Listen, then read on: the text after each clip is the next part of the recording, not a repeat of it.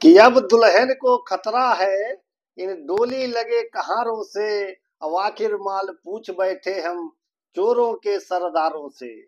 अंधकार कितना गहरा है मानो बोली पर पहरा है।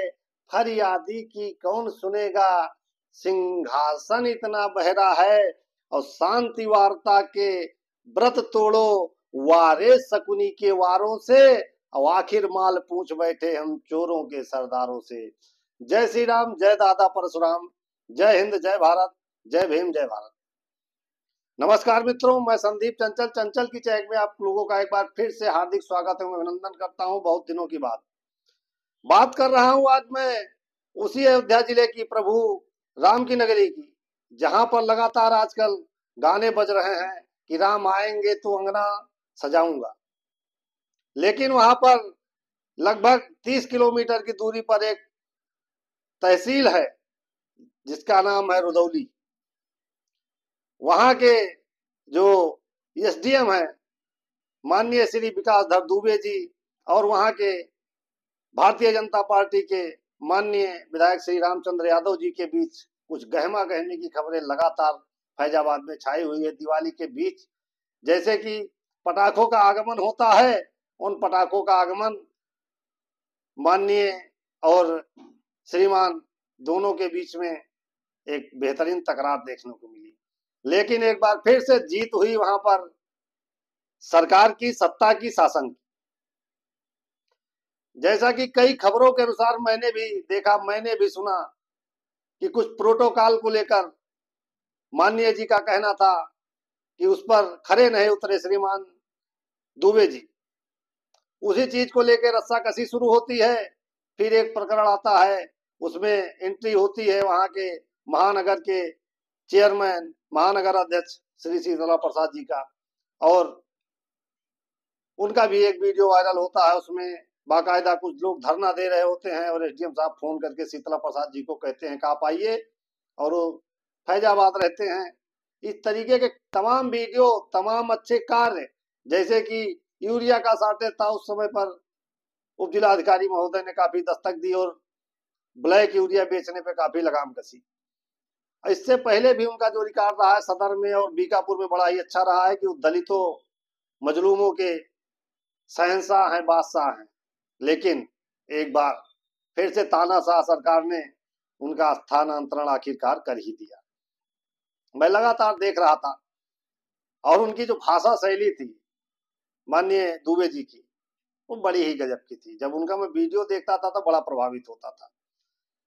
ना तो मेरी कोई जातीय किसी से वाद विवाद है, ना मैं किसी पार्टी का नेता राजनेता हूं, ना मैं कोई बहुत बड़ा क्रिएटर हूं। लेकिन ऐसे एक छोटी सी बात आई तो आज मैंने सोचा कि एक बार फिर से क्यों ना विकास धर दुबे जी पे वीडियो बनाया जाए। तो मैं जानना चाहता हूं फैजाबाद के सभी लोगों से कि जातिवाद तो सबके पास है। अभी अभी एक पूर्व एमएलए ने कहा कि माननीय श्री रामचंद्र यादव जी बहुत बड़े नेता हैं, बहुत मेहनती नेता हैं। लेकिन उसके बाद वो कहीं पर अगर गिरते हैं तो आता है मैटर उनका जातिवाद। तो अगर एक माननीय जी, एक एमएलए, एक एमपी अपनी जाति को लेकर, अपने समाज को लेकर खड़ा हो सकता है, तो ब्राह्मण भी अपने समाज को लेकर खड़ा होना चाहिए। बहुत सारे ब्राह्मण उनके विकास धर दुबे जी के साथ में आए, लेकिन बहुत सारे ब्राह्मणों ने उनका विरोध किया कि माननीय जी यहाँ पर सही हैं और विकास धर दुबे जी, माननीय उप जिलाधिकारी जी, गलत हैं। इन सब चीजों को देखकर बड़ी बड़ी पोस्टें मैंने पढ़ी। एक से एक ब्राह्मणवादी नेता हैं, बड़ी बड़ी बातें करेंगे ब्राह्मणों के बीच में, लेकिन उनके खिलाफ उनकी पोस्ट आ रही थी।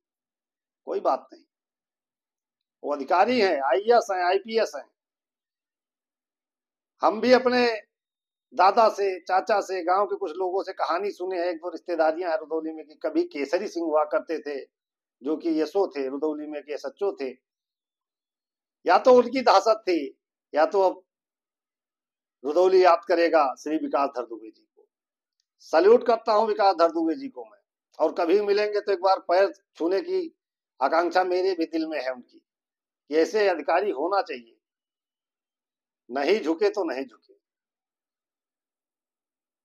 लेकिन क्या करते, सरकार के आगे मजबूर है और उनका आखिरकार हस्तांतरण करा दिया गया है। एक निर्माण कार्य का वीडियो हमने देखा था, ऐसा कोई उप जिलाधिकारी बहुत दिनों के बाद मैंने देखा है कि जो जमीन पर जाकर चीजों को अपने सामने अपने आंखों से अपने हाथों से परीक्षण करे कि इसमें मसाला क्या लगा है, इसमें ईंट का कैसा प्रयोग हो रहा है। तो मित्रों, ये है कलयुग। यहाँ पर सत्य कभी रह नहीं सकता। अगर आप सत्य करेंगे, सरकार के खिलाफ चलेंगे, या तो आपकी जेल होगी, या तो आप अधिकारी हैं तो आपका स्थानांतरण 200% श्योर है। और वही हुआ विकासधर दुबे जी के साथ। लेकिन आज विकासधर दुबे जी एक हीरो बनकर, हमें तो लग रहा है अयोध्या नहीं अपितु पूरे उत्तर प्रदेश में विकासधर दुबे जी की चर्चा है। और उनके स्थानांतरण की जो चर्चा हुई, एक बार बलिया की चर्चा आती है, एक बार प्रयागराज की चर्चा आती है, फिर अभी जस्ट हमने न्यूज देखा कि उनकी चर्चा आती है कि वो संभवतः सोहावल में नियुक्त किए गए हैं, न्यायिक उप जिलाधिकारी के रूप में कार्यभार ग्रहण करेंगे। अब कितनी सत्यता है इसकी पुष्टि मैं नहीं कर सकता, लेकिन एक टीस थी मन में, जैसा कि मैंने पहले कहा, इसलिए मैंने सोचा कि एक छोटा सा वीडियो और विचार आपके बीच में रखा जाए। लेकिन उसी रुदौली विधानसभा में आपने एसडीएम साहब श्री विकासधर दुबे जी को तो स्थानांतरण करवा के वहां से हटवा दिया। लेकिन मैं कहना चाहूंगा कि समाज सेवी प्रदीप यादव, जो कि लगातार आपके खिलाफ आग उगलते रहते हैं, आप उनका क्या करेंगे? हर कदम पर प्रदीप यादव आपके साथ खड़े हैं। यहाँ पर अब आपकी लड़ाई विकासधर दुबे को छोड़ के प्रदीप यादव से हो गई है। ये लड़ाई यादव बनाम यादव हो गई है। और प्रदीप यादव भी इतने बड़े नेता तो नहीं है, लेकिन एक समाज सेवी के रूप में फैजाबाद में जाने जाते हैं। इस समय जिला पंचायत सदस्य के रूप में हैं। उस दिन भाजपा में थे, लेकिन अब वो सपा का झंडा लगाकर चलते हैं। अम्मा की रसोई उनकी बड़ी ही फेमस है और विधानसभा के टिकट की दावेदारी ठोक रहे हैं और बहुत ही बड़े समाज सेवी हैं, बहुत अच्छे नेता हैं।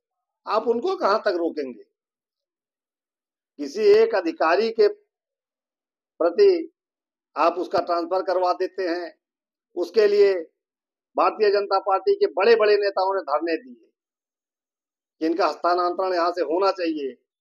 और माननीय जी के जो मुख्यमंत्री जी हैं उन तक खबर पहुंची, जैसा कि हमने सुना समाचारों में। कितने अधिकारियों का आप ट्रांसफर कराएंगे? ये सुशासन की सरकार हम मानते थे आज तक, लेकिन एक अनुशासित अधिकारी का हस्तांतरण ऐसे करवाया जाएगा, ये मुझे उम्मीद नहीं थी। आप लोगों की क्या राय है कि विकासधर दुबे जी सही थे या माननीय जी सही थे?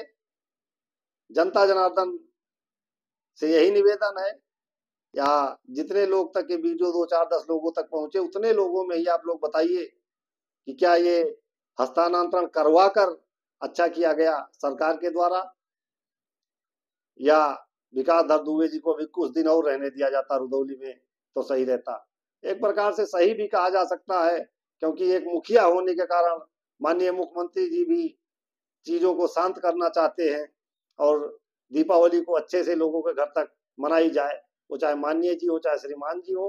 तो एक मुखिया के तौर पर सीएम साहब का तो बहुत अच्छा निर्णय रहा, लेकिन आप लोगों की क्या दृष्टि है? आप लोग बताइए। धन्यवाद। चैनल को सब्सक्राइब करिए, लाइक करिए, शेयर करिए।